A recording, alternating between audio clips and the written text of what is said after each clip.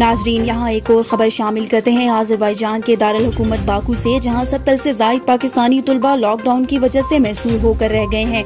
इतलात के मुताबिक तुलबा कोरोना वबा की आगाज से बाकू में बेयारो मददगार फंसे हुए हैं। तुलबा ने वॉइस ऑफ उर्दू से राब्ता करके वीडियो पैगाम भेजा है कि बाकू में पाकिस्तानी सफारत खाने की जानिब से कोई मदद फराहम नहीं की जा रही। तुलबा ने सफारत खाने में अफसरान से मीटिंग की, मगर उन्होंने मदद से माजरत कर ली। तमाम पाकिस्तानी तुलबा का कहना है कि हमें बाकू से निकाला जाए और जमीनी या फजाई रास्ते से वतन वापस भेजा जाए।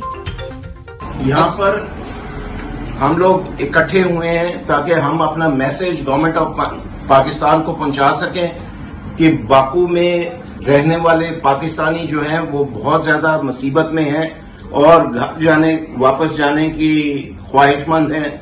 इस वजह से गवर्नमेंट से ये रिक्वेस्ट है कि हमारे लिए कोई ना कोई अरेंजमेंट्स ऐसे करे ताकि ये लोग बाइज्जत तरीके से पाकिस्तान जा सके। आया ये बाय एयर जाएं या बाय रोड जाएं, क्योंकि हमें अपनी एम्बेसी का कोई तावन हासिल नहीं है।